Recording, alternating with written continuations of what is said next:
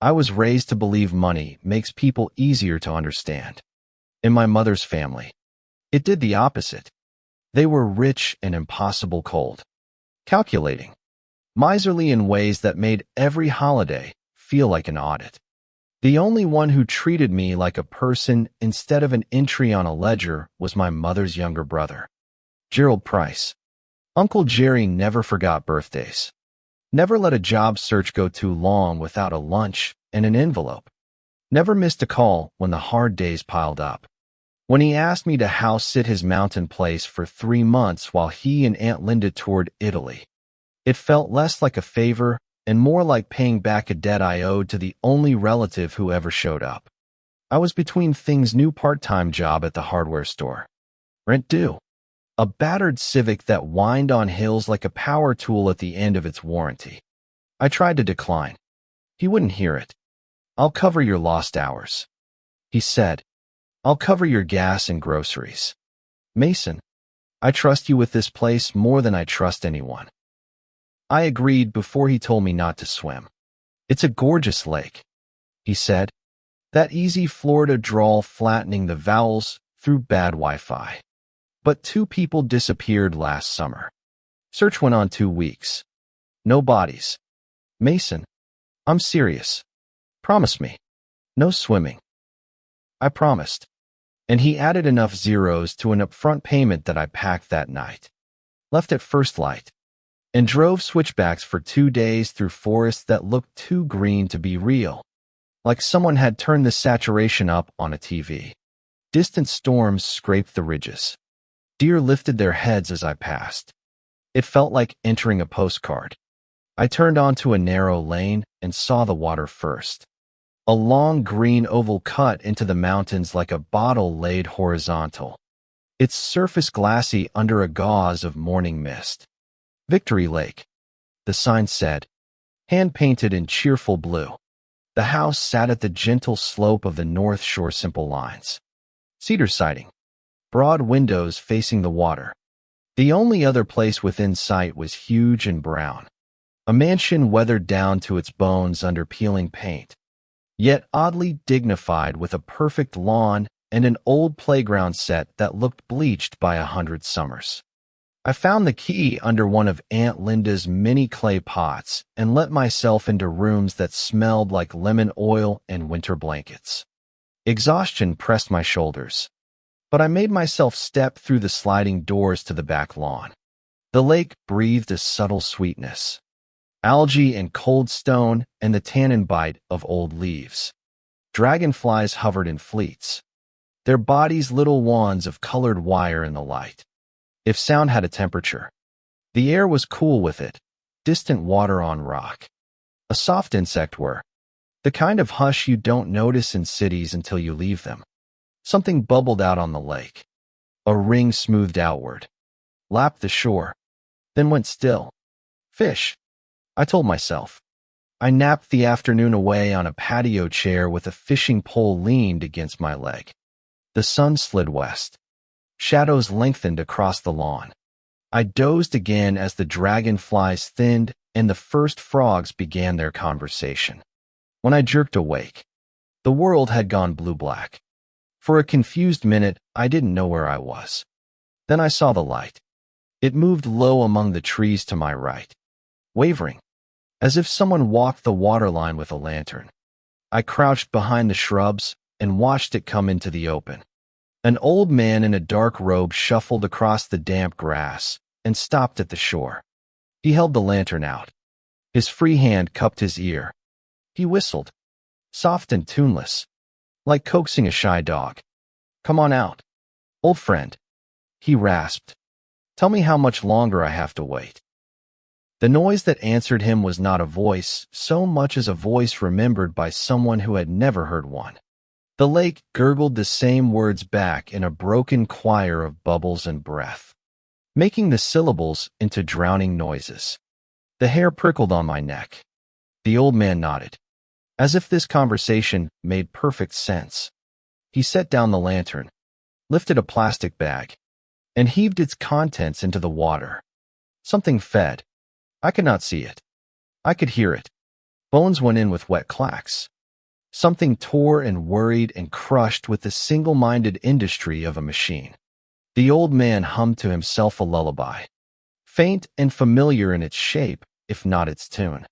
He smiled, a cavernous, toothless smile, and swayed like a man listening to dulcimer music. When he finally trudged away, I crawled back inside, shut the slider, and locked it twice. It took 5 tries to get Uncle Jerry on the line. He answered groggy. Hotel echo in the background. Mason? What time is it there? I think I saw someone on the property, I said, and told him the safest version of what I'd just witnessed. He sighed with relief like the problem had a name in his head before I described it. It's probably Mr. Winthrop, he said. He lives in the big place next door. He's in his 70s. He wanders some. Odd bird. Folks say his family used to keep him in the basement, which I don't believe, although I've seen the metal ring in his cellar floor. He's harmless, far as I know. If he strays onto our lawn again, call Carla's handyman. Carl checks on him every Monday and Thursday, sometimes more in bad weather. He's a mountain of a guy. He'll set the old man right. Have you ever had trouble? I asked. Nothing serious. I've found him asleep on the porch. I've walked him home. He doesn't remember. Mason, don't worry. Enjoy the house. And please promise me about the lake. I promised again and hung up. I kept the TV on for noise. I fell asleep to a channel where a preacher in a bad suit described the lake of fire in terms that felt a little too on the nose for a man who had just watched water talk. Morning made everything reasonable again, at least until the brown van with one working headlight wheezed into the Winthrop driveway. A huge man in navy work clothes climbed out with a bucket of rags and a garden hose. You must be Mr.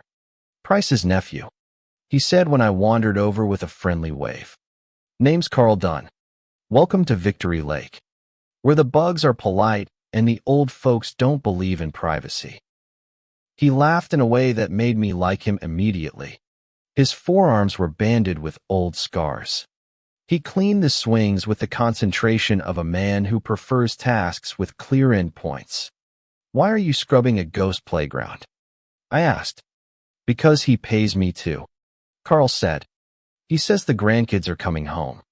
He lowered his voice to a conspiratorial rumble. They aren't. And he knows it. And he wants things nice anyway. He's got rules about what I can touch. Basement's off limits unless he's down there with me. He paints down there. Pretty good, too. In a gloomy way. Paints what? The lake, Carl said. Always the lake. He kept working, and I kept asking questions until he offered to show me the art. He sleeps half the day. If he's up, we'll turn around, he said, and led me through the unlocked side door. The mansion smelled like lavender sachets gone stale. Parlor furniture hulkied under doilies. The hallway to the back was narrow. The walls covered in paintings hung 3 high. Every canvas showed the same stretch of water in earth-toned palettes. The light changing from bottle green dusk to brown storm noon. In some, people stood on the bank, looking down with their hands clasped. In others, fully clothed figures floated face up in the lake. Eyes rolled to the whites. Mouths little O's. In the corners, signed in a careful copper plate, Lake Hella. I thought this was Victory Lake. I said. Old name, Carl said. Or his private name for it. He says an investor bought up land years ago and renamed the place. Built the villas. Brought money in. Said they smoothed the story. I don't press him on stories. I stared long enough for the figures in the paintings to feel like they were turning their blind eyes toward me. The air got tight in my chest. I made an excuse and left Carl there, wiping his hands on a rag, saying he'd check the gutters before the afternoon storms. The first thunder came by mid-afternoon, a low grumble like a truck cresting a hill. Then the sky broke open. Water fell hard enough to bounce. The dragonflies went wild. A clattering of little bodies against the screen. Wind hit the house in fists. Something inside me tuned in to warnings I hadn't wanted to hear. Tornado watch. Tornado warning. Flash flood advisory. Stay inside. No service. By dusk, the lake was slate and ribbed, and I hit refresh on the weather app compulsively, flicking between maps that weren't loading. Sometime after midnight, the wind found the slider and hurled it back and forth with its own hands. I realized I'd left it unlocked and made the long, stupid walk through the dark kitchen, picturing stranger silhouettes in every glaze of the window glass. I wrestled the door shut and yanked the bar down into place. Water had already pooled on the tile. When I grabbed a towel, I realized one ear was wet, as if someone had spoken into it at breath distance. I dreamed the basement. I knew the room had earth walls because of the smell, wet pennies and cold clay. A bare bulb hung on a cord. My vision swam. A chain dragged around a post with a sound like a clock marking time too slowly. A man with a dark robe and paper skin paced a tight circle in the light. Head tilted back, lips moving as if in prayer. He spoke about wings cut off, about sinking, about holding on to each other because nothing held by itself. When he turned, his mouth was already opening to vomit. What came up was not food. It was the lake. I woke gagging, the taste sour-sweet in the back of my throat. Rain knuckled the windows. My phone buzzed with a county alert written in all caps. The storms mapped their own geography over me the next 2 days. I ate crackers and drank tap water and watched trees bow their heads and listened to frogs attempt bravery between thunderclaps. Carl's van stayed in Mr. Winthrop's driveway, which didn't make sense if the man was home asleep like normal. Maybe the road washed out and Carl couldn't leave. Maybe the old man asked him to stay. The mind makes generous guesses when it wants to. On the second night, the wind went down like a boxer. The silence afterward had a pressure to it, as if the sky held its breath. From my bedroom, I watched a line of lightning crawl low over the far ridge. Too far to hear, making the clouds flash like old film. Fireflies stitched lines of dumb hope over the water. Then the porch light at the Winthrop place clicked on. He came out slowly, bent and deliberate, dragging something that caught on the lawn and needed to be coaxed around the old flagstone path.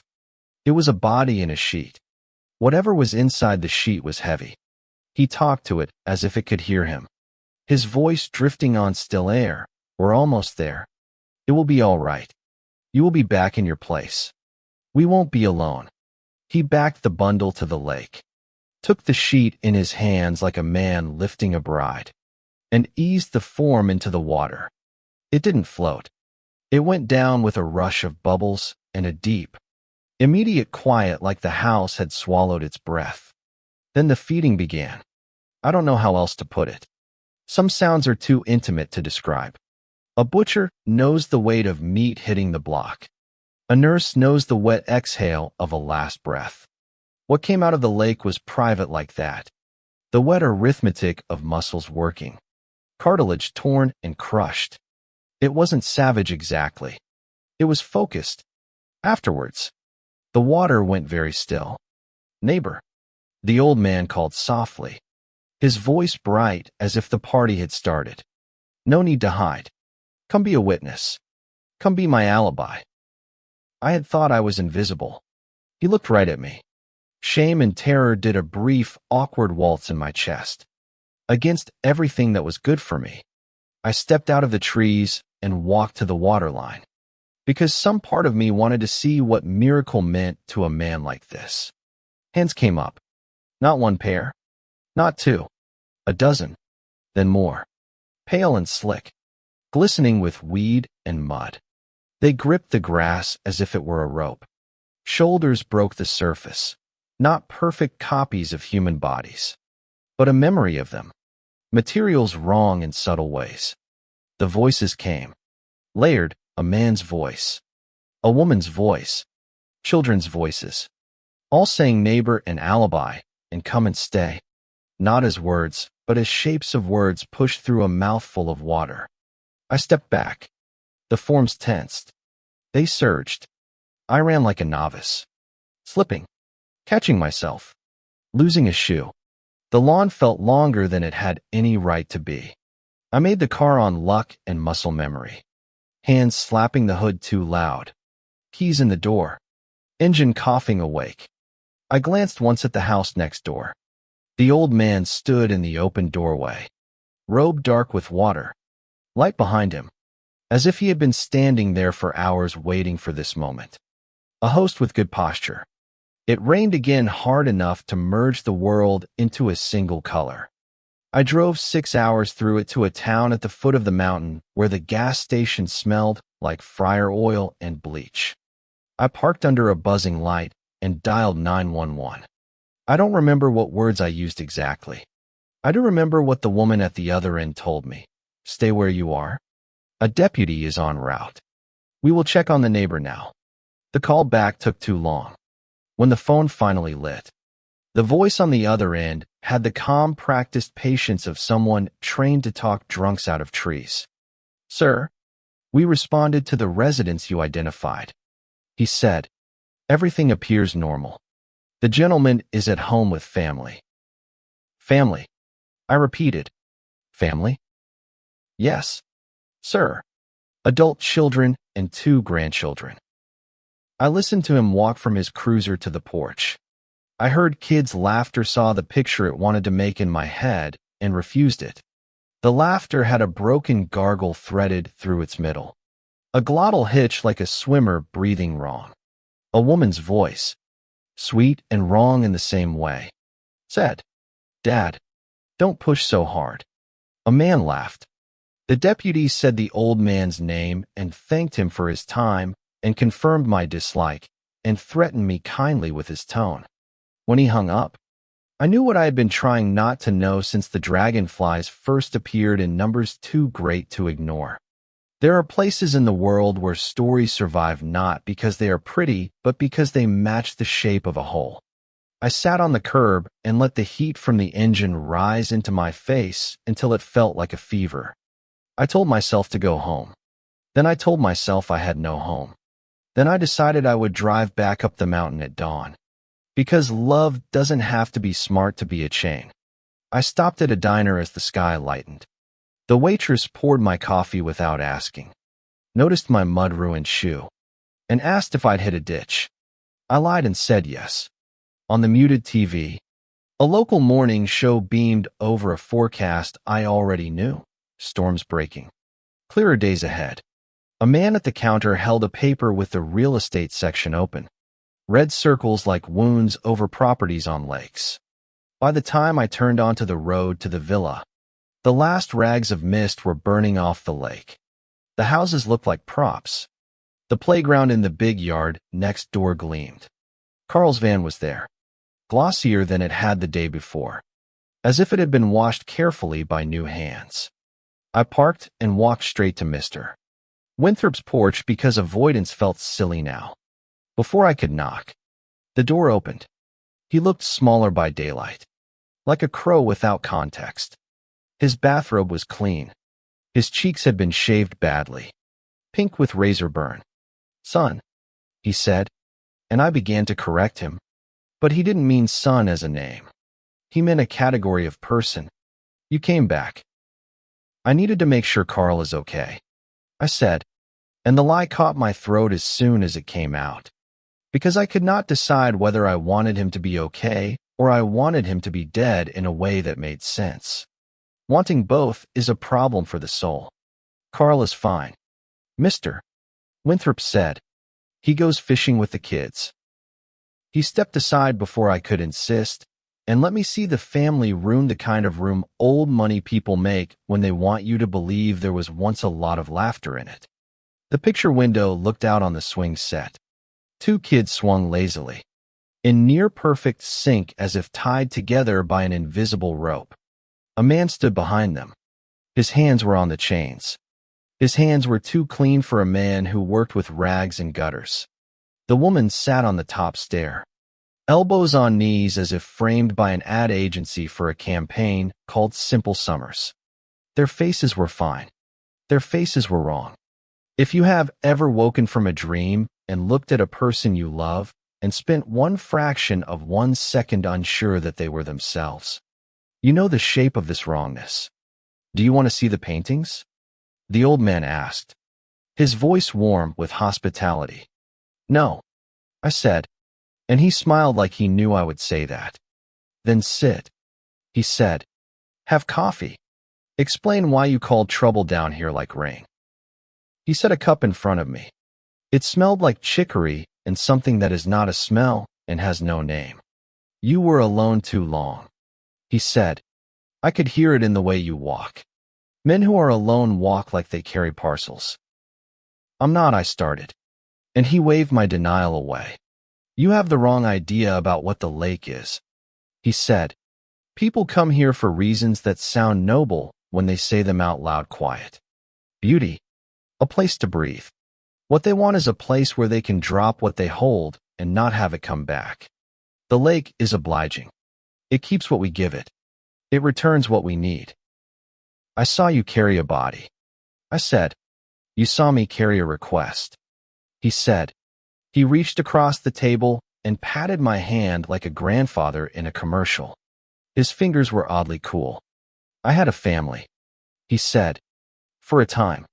Then money explained them to themselves. They cut me down to size with kindness. I came here to paint and to sleep behind a locked door and not ask anybody for anything. Then the lake introduced itself. We talked. You can learn to talk to anything if you stay long enough. What did you ask it for? I asked. Company, he said simply. Not facsimiles. Not ghosts. Company. I do not ask questions about methods when what I need arrives. Something unclenched in my jaw. A terrible idea arrived in my head, fully formed the way terrible ideas do. If the lake returned what was asked for, if it fed on the right offerings, if it gave back in shapes near enough to pass, then perhaps a man could ask for more than company. You could ask it to return someone who deserves to be returned, I said, in a voice that was not steady. You could, he said, but you wouldn't get what you think you would get. You would get something that allowed you to continue, which is a different thing. You don't know what I think, I said, and then realized I had said too much because he smiled the sad smile of a man who has heard exactly that sentence before. You owe your uncle, he said, the good one, the one you cannot hate because that would make you all alone. You owe him to stay here until he gets back. This is a good house to sit. It needs a person in it. I have to go, I said, standing abruptly enough to slosh coffee I hadn't touched. I can't be here. Then you will come back, he said, and his certainty did something to my knees. The lake keeps what it is given, and you have given it yourself already.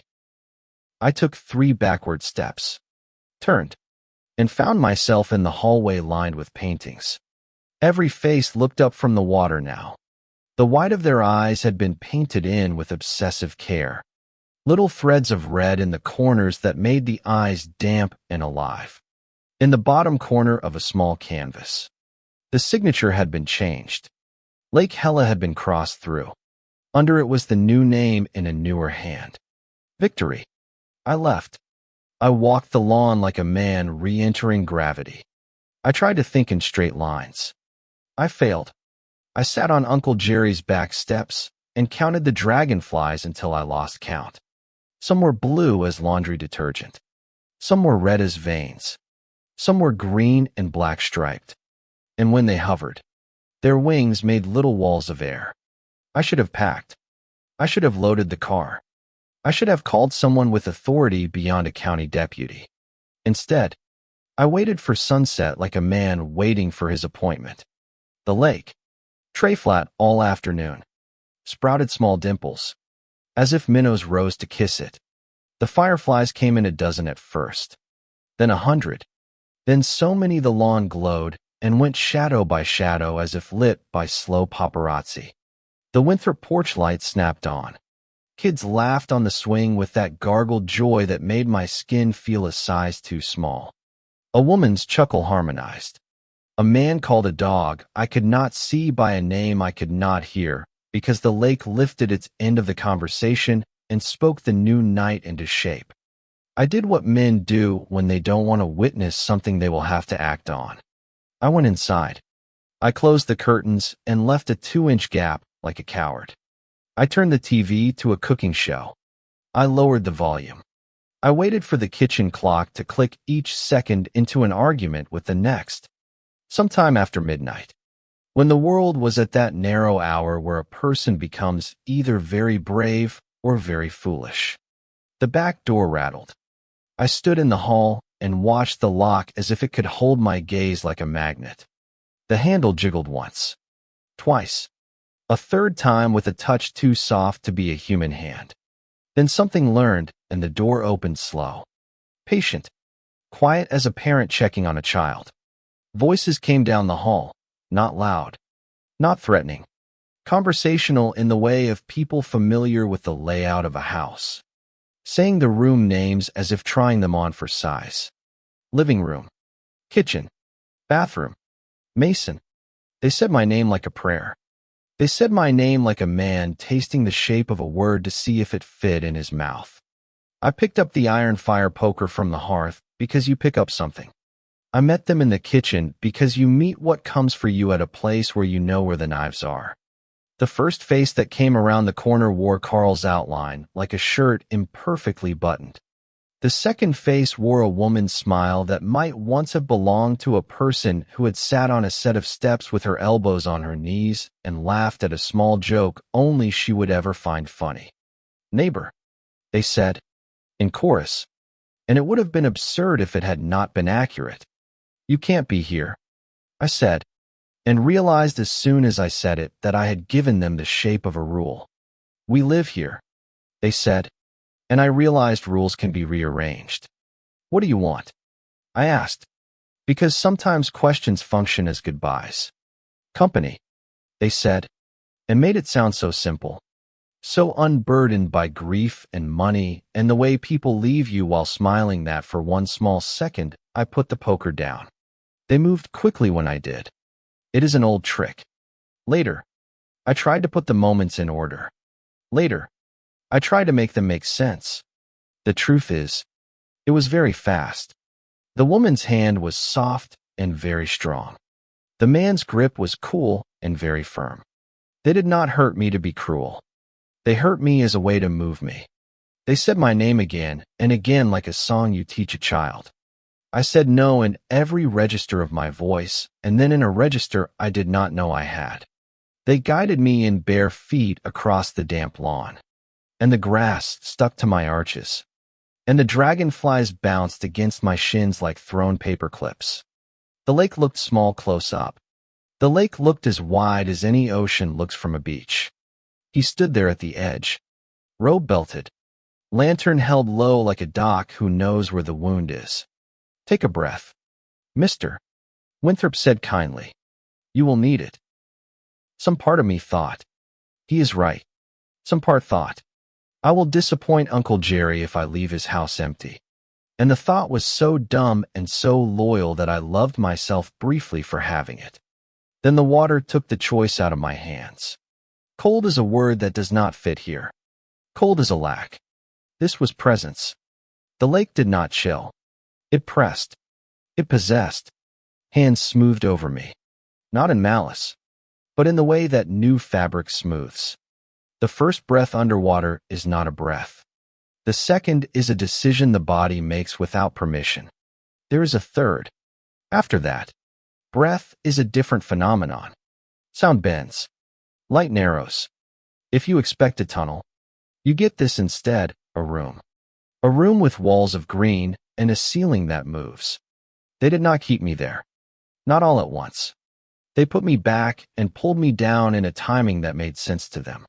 On one return to air, my knees hit the grass, and I saw the lantern's flame doubled in a tear that had not had the decency to fall.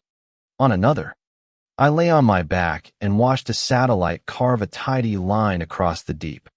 On the third, I heard myself laugh, and the laugh sounded like it belonged to someone in a house on a night with rain in the gutters. When it was done, I walked back up the lawn. I did not remember taking any steps. I did not remember unlocking the door. I did not remember picking up the poker and leaning it back where it belonged. I remember the TV still playing a show about braising short ribs for a crowd of 12. The host said something about patience. I turned the TV off and felt the room enlarge. I slept. I woke to sun. The day was very bright. The lake was victory again. Because names follow the weather. Somewhere up the mountain a chainsaw started. A sound that in a city means someone is going to get fined, and in the country means a neighbor is going to get through his woodpile before lunch. The deputy came by in the afternoon, called my name from the edge of the lawn, caps in hand. He asked if I had called in an alarm fueled by something I should not have been fueling myself with. I told him no. He asked if everything was all right. I told him yes. He asked if I had spoken with my neighbor. I said we had shared coffee and a conversation. He said he was glad to hear it. He said we look out for one another up here. Then he told me to have a good stay and drove away. The next day, I cleaned the patio furniture. I fixed the screen on the slider. I found a stapler in a drawer that had 49 rubber bands and some string in it. I listened to the house breathe and breathed with it. When evening came, I made myself a decent dinner and ate it at the little bistro table near the window where the light turns expensive just before it leaves. When the lantern moved among the trees again, I did not crouch. I stood. When the old man whistled, I opened the door. When the lake answered, I felt it in my chest like a new kind of weather. Carl waved from the swing set with a clean hand. The woman smiled with a mouth that would have been perfect if perfection were the point. The kids pumped their legs and flew. And their laughter did that hitch in the throat, and then sailed past it as if learning to breathe better. I gave the lake what I could give, and the lake kept it. As lakes do. It gave back what would allow me to continue, which is not always the same as what you would ask for if you believed wishing was a skill. 3 weeks later, Uncle Jerry called from Florence to ask if everything was all right. And I listened to the happiness in his voice that the world had afforded him and told him yes. Everything was fine. The house was fine. I was fine. He asked if I had gone swimming. I said no. I had not. He told me a story about a painting of a goldfinch Aunt Linda had loved. He said the word luminous with real pleasure. And I loved him for it. When the 3 months were up, I could have left. I did not. Money makes people harder to understand. But debt is a simple language. I owed the house my presence and the lake my attention and the old man my company because his request had been so plain. I owed myself a clear ending. And clear endings are rare in a world that likes to sell you the expensive kind that never resolves. Here is mine. Then, I stayed. I watched the seasons make the water change color. I learned the names of the dragonflies and stopped needing their names. I answered when the lake spoke. I answered when the old man knocked. I answered when the kids called uncle from a yard away. Their throats smoother now. Their laughter less interrupted by whatever that old breathing was. I kept the door locked on wind nights and unlocked on still ones. Out of habit rather than fear. I did not swim. I never swim. Every now and then a car will stop at the edge of the lane. And strangers will step out with brochures promising sunlight and silence. And they will look at the water and say the word beautiful with an accent borrowed from wherever they drove in from. They will ask if the lake is safe. I will tell them exactly what they need to hear in order to continue. If you are reading this in a room with a door you have to think twice about locking, I would like to ask you a question I wish someone had asked me before I learned language from a body of water. When you say you want peace, do you mean quiet? Or do you mean the absence of witnesses? Because lakes keep what they are given. And some kinds of keeping look a lot like kindness until you call the police and hear children laughing in a way you cannot explain without sounding cruel. I know what I am. I am a person who came back because I could not bear the thought of being the one who left and let somebody I loved unlock a door for a stranger. I am a person who tries to tell the truth in a way people will believe. I am a person who will not swim. The rest is a matter of weather. If this story unsettled you, tell me why. Do you believe violence is sometimes hidden behind the mask of care, or that we excuse harm when it returns what we think we need? In your life, where have you seen power and injustice disguised as generosity? Share your stance in the comments. I want to hear your arguments, your experiences, your disagreements. Stories like this are mirrors, but only if we use them.